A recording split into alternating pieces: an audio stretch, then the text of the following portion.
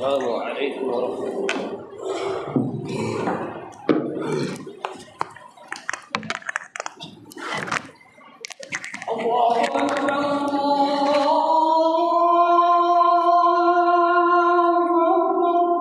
الله أكبر.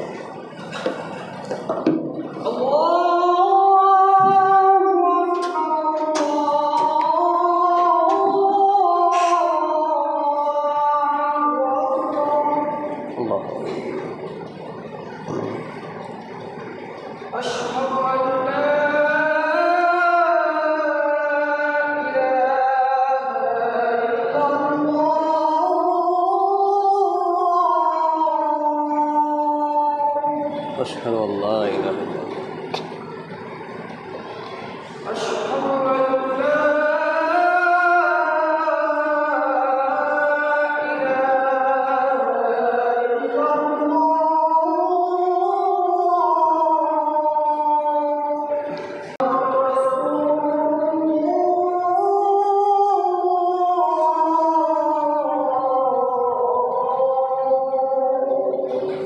أشهد أن محمدا رسول الله. كما صليت اللهم بارك اللهم رب هذا السنة والفجر والسنة তার মাইকটা দেন।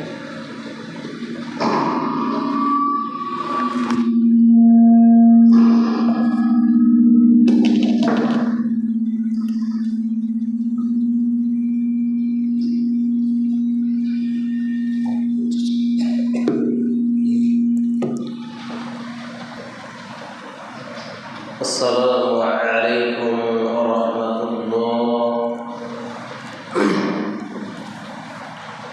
إن الحمد لله نحمده ونستعينه ونستغفره ونعوذ بالله من شرور أنفسنا ومن سيئات أعمالنا. من يهده الله فلا مضل له ومن يضلله فلا هادي له. ونشهد أن لا إله إلا الله وحده لا شريك له. ونشهد أن محمدا عبده ورسوله.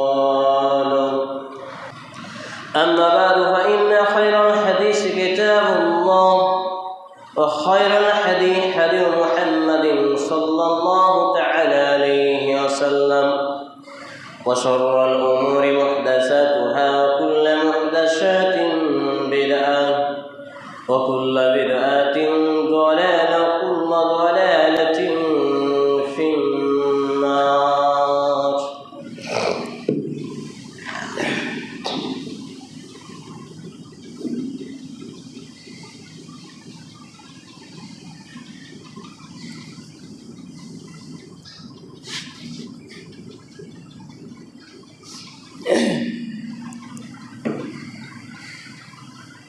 الحمد لله رب العالمين والصلاة والسلام على رسوله الكريم وعلى آله وأصحابه أجمعين. أما بعد، قال الله تعالى في كلامه المجيد والفرقان الحميد: أعوذ بالله السميع العليم من الشيطان الرجيم. يا أيها الإنسان ما غرك بربك الكريم. الآية. عن ابن عمر رضي الله تعالى عنه قال: قال رسول الله صلى الله تعالى عليه وسلم: من تشبه بقوم فهو منهم. وفي رواية عن أنس بن مالك رضي الله تعالى عنه قال: قال رسول الله صلى الله عليه وسلم: كل بني آدم خطأ وخير الخطائين التوابون. رواه الترمذي بسند صحيح. رب اشرح لي صدري ويسر لي امري واحلل عقدة من لساني يفقهوا قولي. رب يسر ولا تؤشر وتمم بالخير. رب زدني علما رب زدني علما رب زدني علما. যাবতীয় প্রশংসা গুণগান গুণকীর্তন হামদ শান একমাত্র আল্লাহ রাব্বুল আলামিনের নিমিত্তে, যিনি এক ও একক ওয়াহদাহু লা শারীক খালিক এবং মালিক। যে আল্লাহ রাব্বুল আলামিনের প্রশংসার ধারা শেষ করা অসম্ভব, তাঁরই প্রশংসা করত আন্তরিকতার সাথে একযোগে একসুরে পরিস্থিতি উচ্চস্বরে পাঠ করে আসেন আমরা বলে ফিরি আলহামদুলিল্লাহ। অতঃপর অসংখ্য দরুদ ও সালাম শান্তির ধারা বর্ষিত হোক নবী করে শিরামণি আখারে নবীন নবী রহমাতুল্লিল আলামিন, মানবতার মুক্তির দিশারি মুহাত্তা মহামানব মুহাম্মাদুর রাসূলুল্লাহ সাল্লাল্লাহু আলাইহি ওয়াসাল্লামের প্রতি আমরা বলি আল্লাহুম্মা সাল্লি আলাইহি আল্লাহুম্মা বারিক আলাইহি সাল্লাল্লাহু তাআলা আলাইহি ওয়াসাল্লাম।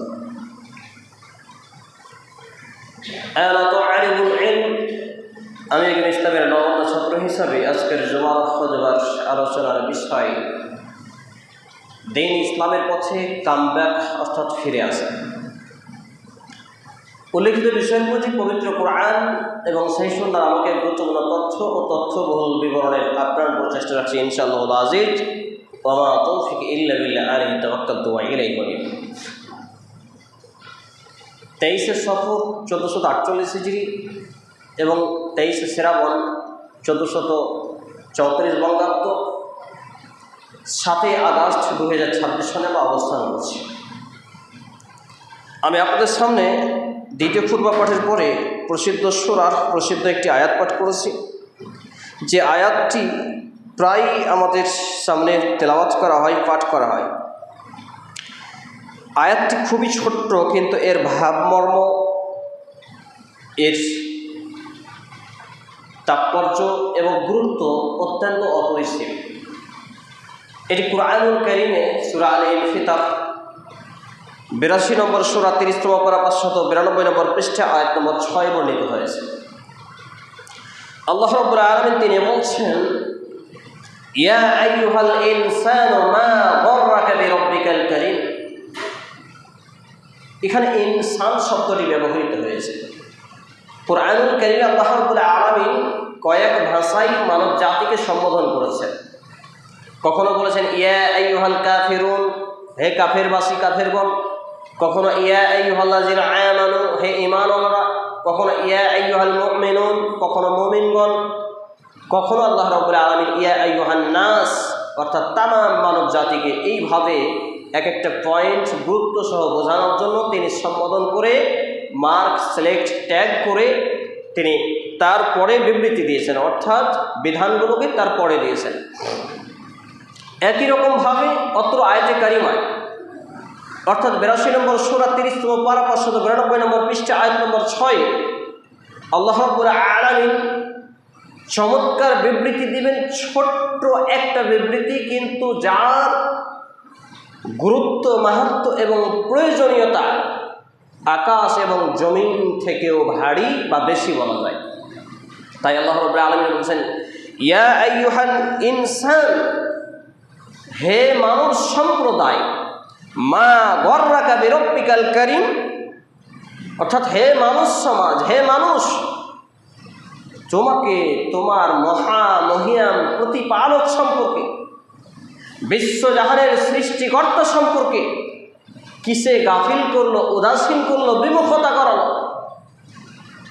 প্রশ্ন উঠতে পারে, যদি আমাদের বিবেক এবং ঈমান জাগ্রত থাকে, জীবিত থাকে, তবে এই আয়াতটি যথেষ্ট আমাদেরকে কামব্যাক করার জন্য, ফিরিয়ে আনার জন্য। অর্থাৎ আমরা যে ভুল পথে রয়েছি, কোরআন এবং সুন্নাহ থেকে দূরে রয়েছি, ইসলাম থেকে দূরে অবস্থান করছি, ইসলামের আদর্শ সুশিক্ষা থেকে দূরে অবস্থান করাচ্ছি, খামখেয়ালি মতো খাওয়া দাওয়া, মজমস্তি করা, বাড়ি গাড়ি, টাকা পয়সা, জমি জায়গা, অট্টালিকা, যে বিভিন্ন প্রতিযোগিতায় আমরা নিমজ্জিত হয়েছি, সমস্ত কিছু থেকে কনভার্ট করে ব্যাকআপ নিয়ে আমাদেরকে দ্বীন ইসলামে ফিরিয়ে আনার জন্য এই একটি মাত্র আয়াতই যথেষ্ট। কিন্তু কুরআনুল কারীম তো একটি আয়াত দিয়ে নয়, মতান্তরে ৬,২৩৬টি 30তম পারা 114টি সূরা দিয়ে গঠিত। এই কোরআনুল কারীমের এক একটা আয়াত প্রত্যেকটা মানব জীবনের জন্য এক একটা হেদায়েতের বার্তা। কিন্তু এটা যখন আমরা বিসমিল্লাহর বা থেকে মিনাল জিন্নাতি ওয়ান নাসের সিন পর্যন্ত point to point, part by part অধ্যয়ন করব, অনুশোচনা জাগ্রত করব, বিবেককে কাজে লাগাবো, ঈমানকে নবায়ন করব, আর সে মতো অবস্থায় আমরা যখন নিজেদেরকে পরিচালনা করব, ঠিক তখনই মূলত আমাদের এই হেদায়েত আসতে পারে। সম্মানিত উপস্থিতি ভাই এবং বন্ধুগণ, আমি এবং আপনি আজকে যে পৃথিবী এই ধোঁকার সামগ্রীর পিছনে ছোটাছুটি করি, এই ধোঁকার সামগ্রীটা আজকে আমার এবং আপনার চোখ বুঝলেই শেষ হয়ে যাবে। অর্থাৎ আমাদের যে ঘুম ভাঙলেই কাল, না ভাঙলেই পরকাল, মালাকুল মউত চলে এলেই মৃত্যুর ফেরেশতা আমার আপনার শরীর থেকে, দেহ থেকে আত্মাখানাকে বের করে নিয়ে চলে যাওয়ার পরে সমস্ত প্রতিযোগিতা এন্ড হয়ে যাবে, শেষ হয়ে যাবে, সমাপ্তি ঘটবে। আল্লাহ রাব্বুল আলামিন তিনি অন্যত্রে বলছেন, অর্থাৎ সূরা আত-তাকাসুর 102 নম্বর সূরা, 1 থেকে 8টি আয়াত সেখানে নাজিল হয়েছে। ছোট্ট ছোট্ট আয়াতগুলো পয়েন্ট বাই পয়েন্ট আল্লাহ রাব্বুল আলামিন এত সুন্দর করে সাজিয়েছেন। যদি আমরা এগুলোকে সামান্য থেকে সামান্য দৃষ্টিপাত দিতাম, তাহলে আমাদের ঈমান নবায়ন হতো, আমাদের দ্বীন ইসলামে ফিরে আসা সহজলভ্য হতো। কিন্তু আমরা তা থেকে দূরে থাকাই সেগুলো আমাদের মাথায় মগজে ঢোকে না। তার আগে যে পয়েন্টটা আমি আপনাদের সামনে ফুটিয়ে তুলতে চাই সেটা হচ্ছে কোরআনুল কারীমে সূরা আল মুনাফিকুন 63 নম্বর সূরা 28তম পারা 555 নম্বর পৃষ্ঠায় 9 থেকে 11তম তিনটি আয়াত, 9, 10 এবং 11 তিনটি আয়াত আল্লাহ রাব্বুল আলামিন নাজিল করেছেন, যে আয়াতগুলো আমাকে এবং আপনাকে ভাবিয়ে তুলবে।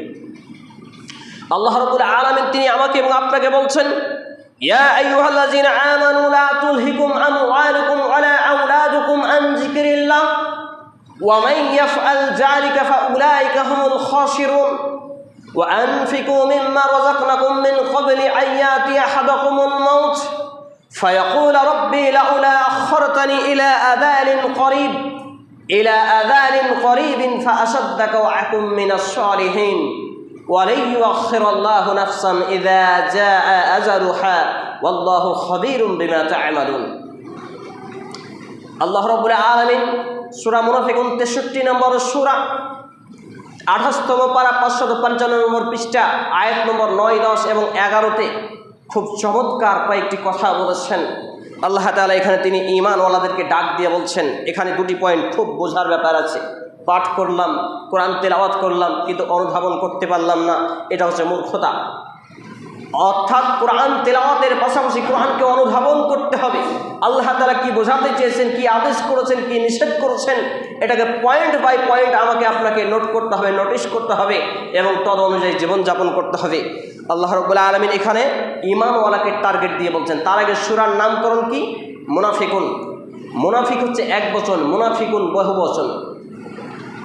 তো এই মুনাফিকুন নামকরণ সূরাতে আল্লাহ রাব্বুল আলামিন তিনি বলছেন, ইয়া আইয়ুহাল্লাযীনা আমানু, হে ঈমানওয়ালারা। ওখানে আল্লাহ রাব্বুল আলামিন কি বলছেন? ইয়া আইয়ুহান নাস, ইয়া আইয়ুহাল ইনসান মা গররাকা বিরাব্বিকাল কারীম, হে মানুষ সম্প্রদায়, মহামহিয়াম প্রতিপালক সম্পর্কে তোমাকে কিসে গাফিল করলো? আর এখানে আল্লাহ রাব্বুল আলামিন বলছেন, ইয়া আইয়ুহাল্লাযীনা আমানু, হে ঈমানওয়ালারা, লা তুলহিকুম আমওয়ালুকুম ওয়ালা আওলাদুকুম আন যিকরিল্লাহ। আওলাদ, সন্তান সন্ততি, ছেলে মেয়ে খুব পেয়ারা জিনিস, খুব ভালোবাসার জিনিস।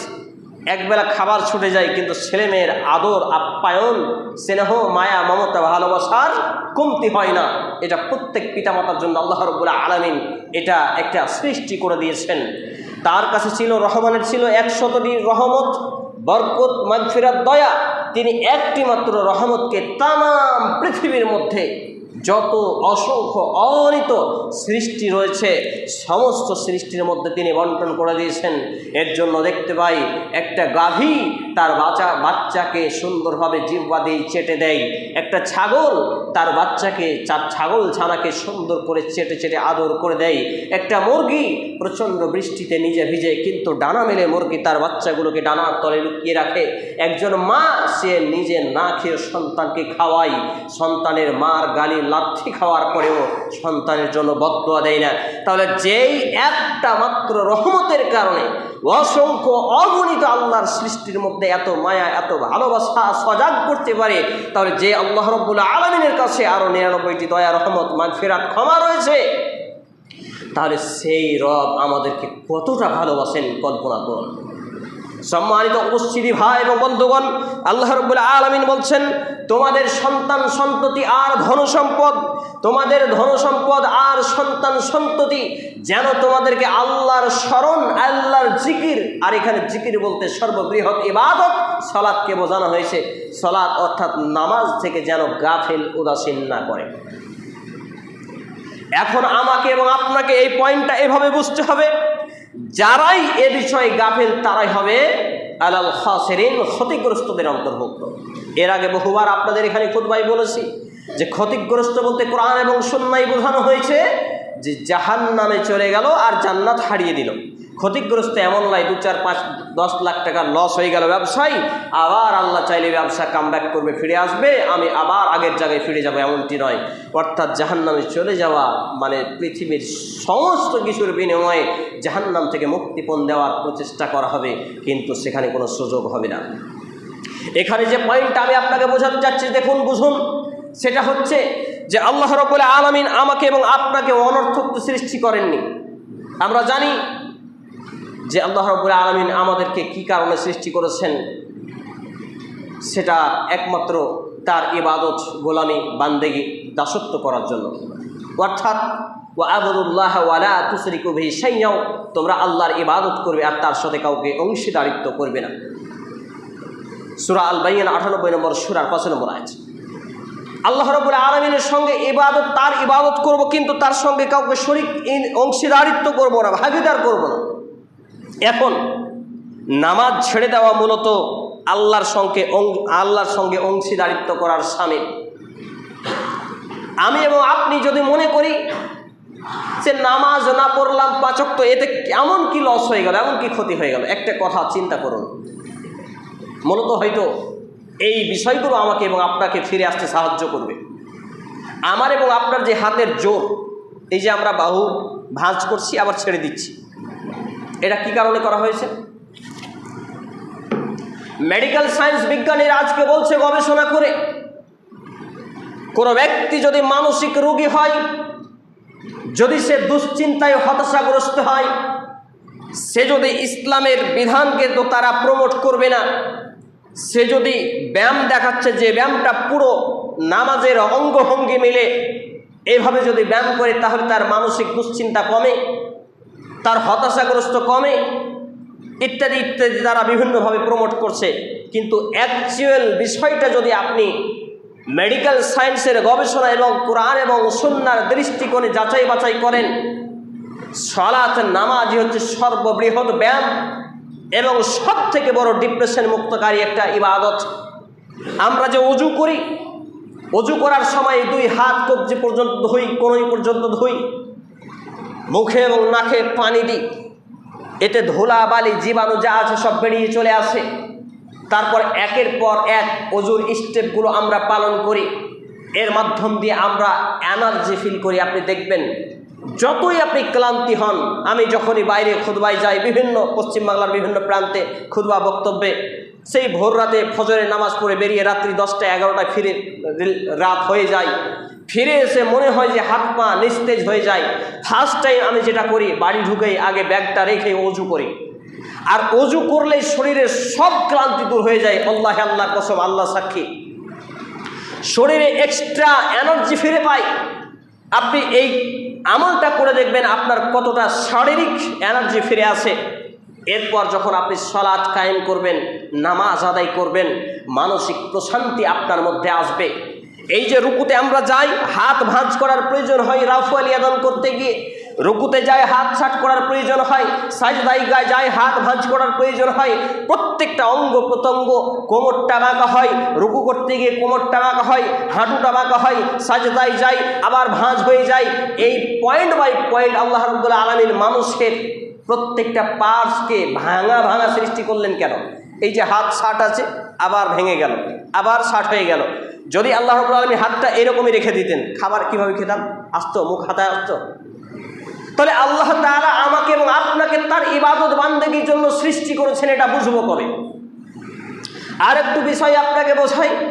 এই চোখ নিয়ে গবেষণা করেছি আমরা। চোখ দেখা, দৃষ্টিশক্তি বাদ দেন, চোখটা একবার চেয়ে দেখুন তো, গোল কালো আকারে এই মণিটা, তারপর চারি সাইডটা সাদা, তারপর দেখুন যাতে চোখে ধুলাবালি ডাইরেক্ট অ্যাটাক না করে এই জন্য এখানে কি বলে এটা, পাপনি, তারপর দেখুন এখানে ভুরু, সুবহানাল্লাহ। প্রত্যেকটা ম্যাটারগুলো আপনি কল্পনা করুন, আল্লাহ রাব্বুল আলামিন যেটা যেখানে প্রয়োজন সেটা সেখানেই মেকানিজমের মতো সেটিং করে দিচ্ছে। আল্লাহু আকবার।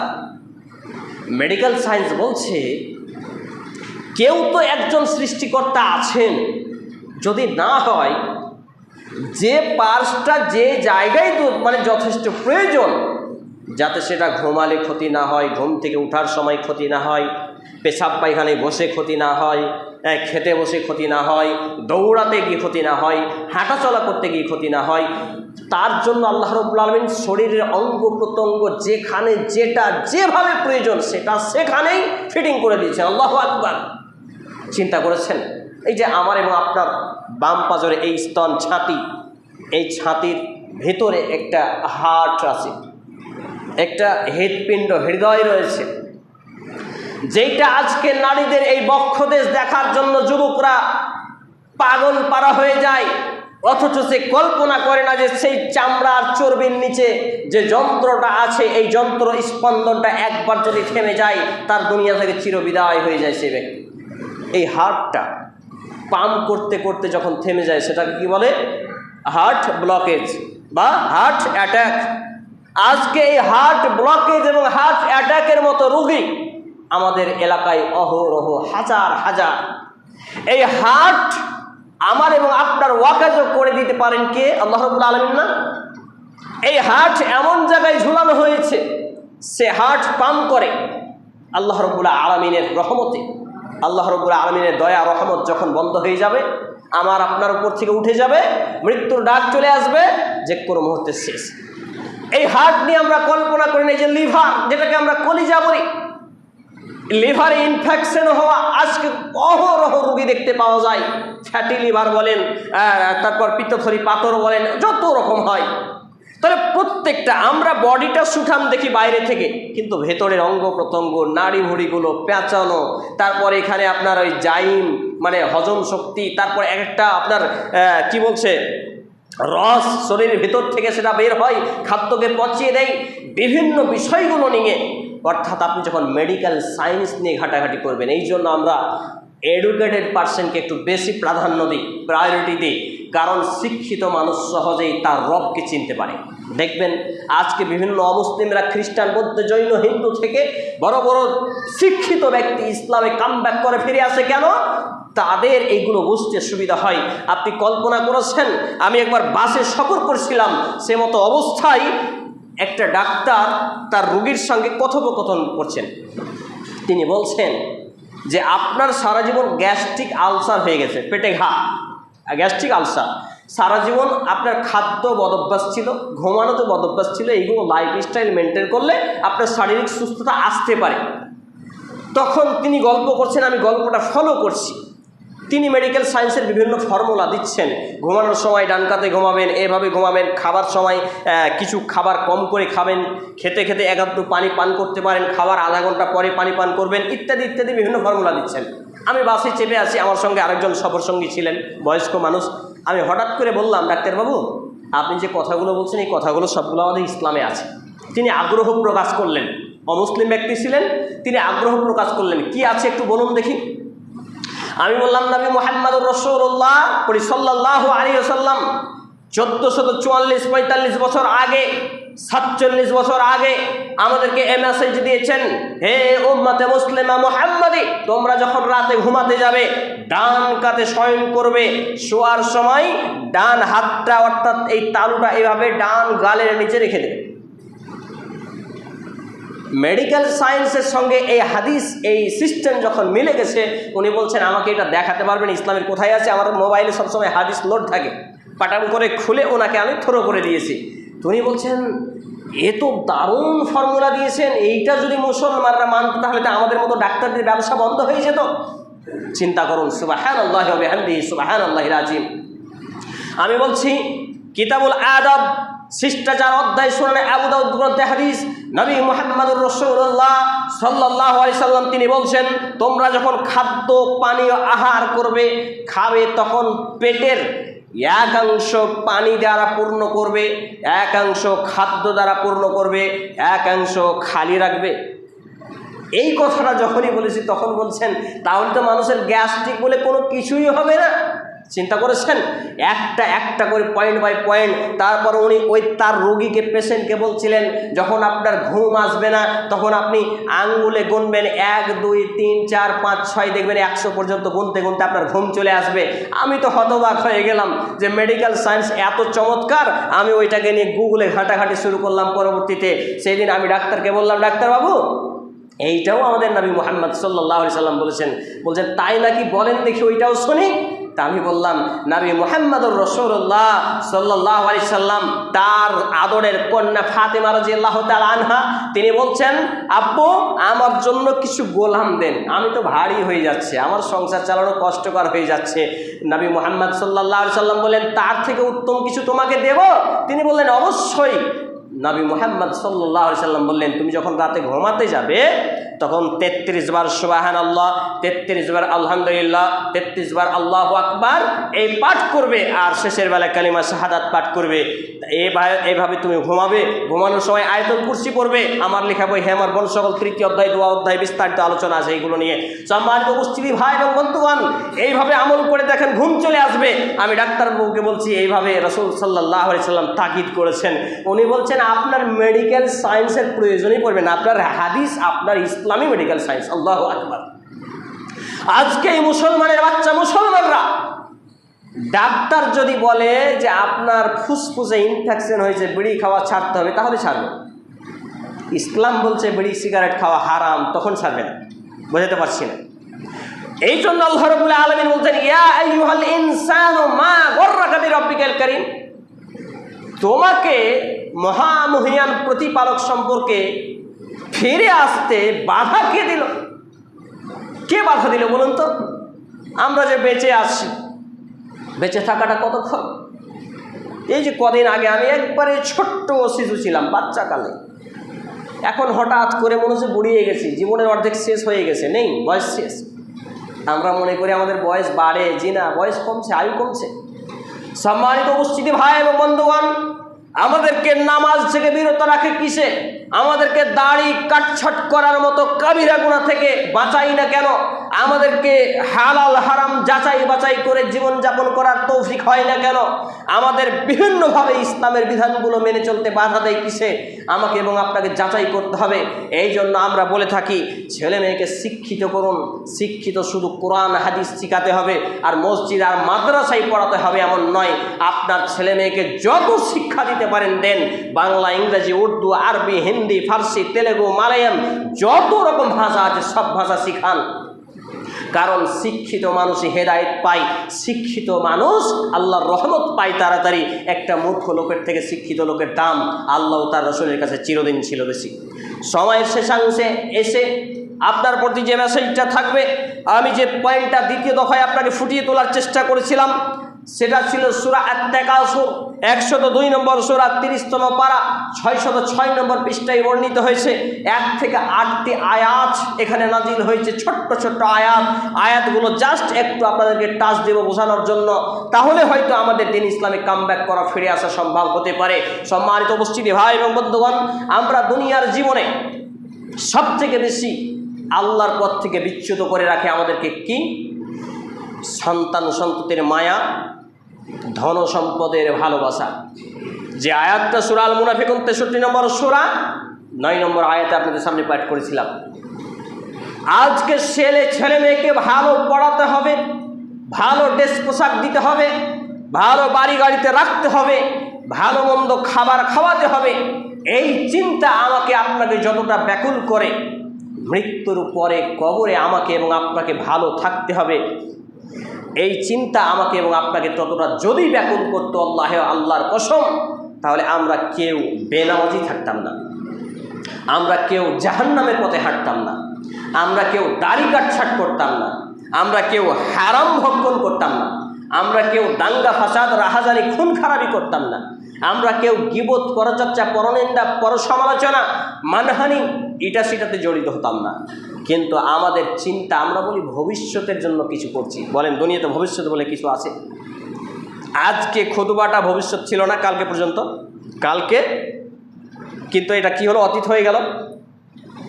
তাহলে প্রত্যেকটা ভবিষ্যৎ দুনিয়াতে অতীত হয়ে যায়। চূড়ান্ত ভবিষ্যৎ হলো আমার এবং আপনার আলামে বারজাকের জীবন দিয়ে শুরু, পরকালের স্টেপ দিয়ে শুরু, পরকালের জীবন দিয়ে শুরু, মৃত্যুর মাধ্যম দিয়ে শুরু। অথচ এই ভবিষ্যৎ নিয়ে আমি এবং আপনি কি করি? কথায় কথায় আমরা বলে ফেলি, আরে যা হবে দেখা যাবে। কি দেখবো রে ভাই? মৃত্যুর ফেরেশতা যখন চলে আসবে ভয়ঙ্কর রূপ নিয়ে, 500 জন দলবল নিয়ে, খারাপ লোকের সামনে, খারাপ লোকের কাছে দেখা মাত্রই পেছাব করে দেবে, পায়খানা করে দেবে, চোখগুলো বড় বড় করে দেবে, দুনিয়ার মানুষকে চিনতে পারবে না, আশেপাশে ছেলে মেয়ে স্ত্রী পরিবার পরিজন বাপ মা বসে থাকবে, চিনতে পারবে না। আর এই মানুষগুলো বলে মরবো তখন দেখা যাবে। কি দেখবেন আপনি? আত্মাখানা যখন বের করে নিয়ে চলে যাবে, এই পাপিষ্ঠ ব্যক্তিটার আত্মাখানা যখন বের হয়ে যাবে, মানুষটা আত্মাখানা দেখতেই থাকবে, উপর দিকে নিয়ে চলে যাচ্ছে। কি দেখবেন আপনি? করবেন কি? করার কি আছে? দেখার কি আছে? কবরে রেখে চলে আসবে আত্মীয় স্বজন, কেউ থাকবে না। অন্ধকার কবরে, লাইট নেই, আলো নেই, জানালা নেই, বাতাস নেই, ফ্যান নেই, সামান্য একটু কারেন্ট পালানোর জন্য ইনভার্টার লাগে, এসিতে থাকি, কত লাইট, সাপ বিচ্ছু দেখে ভয়, আর এই ঘরে আমাকে আপনাকে থাকতে হবে, সেই চিন্তা নেই। সেই জায়গায় রেখে চলে আসবে মুনকার এবং নাকির 2 জন ফেরেশতা চলে আসবে, একজন বধির একজন অন্ধ, এসেই মোগড়ের বাড়ি পিটাবে। একটা মোগড়ের বাড়িতে 70 গজ মাটির নিচে ঢুকে যাবে। কি দেখবেন? কি দেখা যাবে? আমার এবং আপনার ধন সম্পদ জমানো, টাকা পয়সা জমানো, বিল্ডিং অট্টালিকা করা ধন সম্পদগুলো দান করিনি, জাকাত দিনে, এইগুলো সাপ বিচ্ছু হয়ে এসে দংশন করবে। কি দেখবেন রে ভাই? কি দেখার আছে? কি করার আছে? কোনো কিছু দেখার নেই, কোনো কিছু করার নেই। দেখা যাবে এই কথাটা ভুল। দেখতে হবে, আপনার ঈমান এবং আমলকে সংশোধন করতে হবে মৃত্যুর আগেই। পয়েন্ট যেটা লাস্ট বলছিলাম, আল্লাহ রাব্বুল আলামিন বলছেন আলহাকুমুত তাকাসুর হাত্তা যুরতুমুল মাকাবির। উফ, কত চমৎকার আয়াত! যদি আমাদের বিবেককে নাড়িয়ে দিত। আল্লাহ তাআলা বলছেন প্রাচুর্যের লালসা, ধন সম্পদের প্রতিযোগিতা, দুনিয়ার অট্টালিকা, বাড়ি গাড়ি, নারী, বিল্ডিং, প্রাসাদ তোমাকে মহাচ্ছন্ন করে রাখে, প্রতিযোগিতায় নিমজ্জিত রাখে। 5 বছর আগে আমাদের বাড়িঘরগুলো ছিল একটু নরম, আজকে পাকা, মার্বেল টাইলস, এটা সেটা। সময়ের ব্যবধানে আপনার উন্নয়ন হোক না হোক, এটা কখনো চাই না, অবশ্যই হোক। তবে সেই সূত্র ধরে আমার এবং আপনার উন্নতির দিনের দিকে কতটা হয়েছে? 5 বছর আগে দেখা গেল আমার এবং আপনার সূরা দোয়া মুখস্থ ছিল 10টা, 5 বছর পরে অবনতি হয়েছে, উন্নতি হয়নি। কিন্তু 5 বছর আগে আমি 50 লাখ টাকার মালিক ছিলাম, আজকে 2-4-5 কোটি টাকার মালিক। তাহলে আমাদের বিবেকটা কবে জাগ্রত হবে? কবে আমরা ফিরে আসব রবের পথে? সম্মানিত উপস্থিতি ভাই এবং বন্ধুগণ, আল্লাহ রাব্বুল আলামিন 2 নম্বর আয়াতে বলছেন হাত্তা যুরতুমুল মাকাবির। এই প্রতিযোগিতা, এই দৌড়াদৌড়ি, এই লাফালাফি, এই প্রাচুর্য কতক্ষণ পর্যন্ত? হাত্তা যুরতুমুল মাকাবির, যতক্ষণ না তোমরা কবরে চলে যাচ্ছ। নবী মুহাম্মদ সাল্লাল্লাহু আলাইহি সাল্লাম একটি হাদিসে বলছেন আদম সন্তানের কোনো কিছু দিয়ে পৃথিবীতে তার পেট ভরবে না। যদি তাকে একটি অহুদ সম পরিমাণ পাহাড়, সম্পদ, প্রাচুর্য, সোনাদানা আরও কিছু দেওয়া হয়, সে দ্বিতীয়টির আকাঙ্ক্ষা আশা করবে। যদি তাকে দ্বিতীয়টি দিয়ে দেওয়া হয়, তবে তাকে তৃতীয়টির সে আশা আকাঙ্ক্ষা করবে। নবী মুহাম্মদুর রাসূলুল্লাহ সাল্লাল্লাহু আলাইহি সাল্লাম তিনি বলছেন একমাত্র কবরের মাটি যেদিন তার বুকের উপরে চেপে যাবে, সেদিন তার পেট ভরে যাবে। এই আয়াত তার বাস্তব প্রমাণ করে। আমাদের দৌড়াদৌড়ি ভোর 4টা থেকে রাত্রি 10টা, 11টা, 12টা পর্যন্ত হয়, কিন্তু আল্লাহর সন্তুষ্টির জন্য দিনে এবং রাতে 5 ওয়াক্ত সালাত নামাজের জন্য 5 মিনিট সময় আমাদের বেরিয়ে আসে না। সম্মানিত উপস্থিতি ভাই এবং বন্ধুগণ, আমি দ্বিতীয় খুতবার পরে দ্বিতীয় রাউন্ডে যে হাদিসটি আপনাদের সামনে পাঠ করেছিলাম, আর আনাস ইবনে মালিক রাদিয়াল্লাহু তাআলা আনহু قال رسول الله صلى الله عليه وسلم, আনাস ইবনে মালিক রাদিয়াল্লাহু তাআলা তিনি বলছেন, নবী মুহাম্মদুর রাসূলুল্লাহ সাল্লাল্লাহু আলাইহি সাল্লাম বলেছেন, কুল্লু বানি আদম খাত্তাউন ওয়া খায়রুল খাত্তাইন আত-তাওয়াবুন, প্রত্যেকটা আদম সন্তান হচ্ছে ভুলকারী, আর প্রত্যেক ভুলকারীর মধ্যে উত্তম ভুলকারী হচ্ছে যে ব্যক্তি কামব্যাক করে ফিরে আসে, অর্থাৎ তওবা করে। আমার আলোচনার বিষয় ছিল কামব্যাক বা ফিরে আসা রবের পথে। এই হাদিসটি বলেই আজকের মতো আলোচনা গুটিয়ে ফেলব।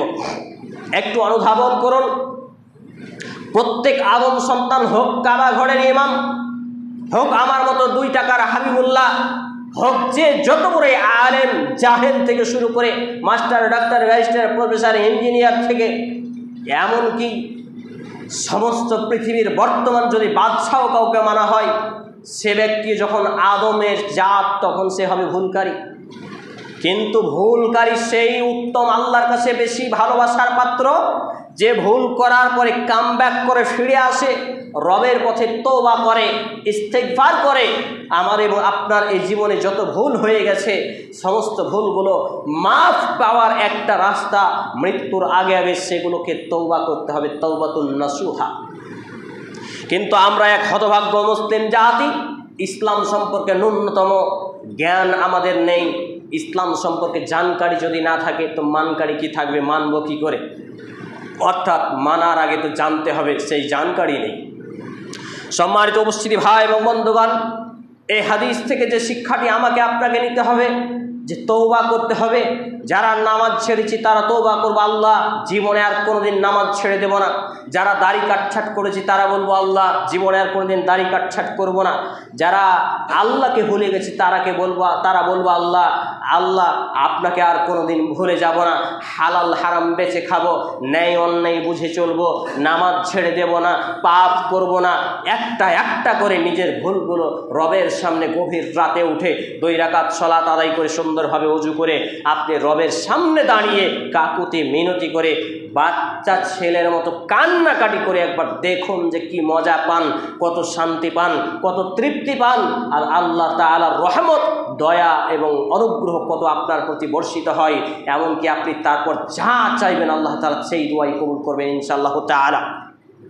হাদিসটি বর্ণিত সুনান তিরমিজি গ্রন্থের হাদিস নাম্বার 4299, মুসনাদে আহমদ গ্রন্থে হাদিস নাম্বার 12637 সহ বিভিন্ন হাদিস গ্রন্থে হাদিসটি বর্ণিত হয়েছে। সম্মানিত উপস্থিতি ভাই এবং বন্ধুগণ, আমাকে এবং আপনাকে এখান থেকে যে শিক্ষাটি নিতে হবে, মৃত্যুর আগেই কামব্যাক করতে হবে, ফিরে আসতে হবে। কারণ ঘুম ভাঙলেই কাল, না ভাঙলেই পরকাল। দেহ থেকে শ্বাস বেরিয়ে গেলে আর পাপ থেকে বাঁচানো যাবে না। দেহ থেকে শ্বাস বেরিয়ে গেলে, আত্মাখানা বেরিয়ে গেলে, নিঃশ্বাস বন্ধ হয়ে গেলে আর জান্নাতে যাওয়ার পথ থাকবে না।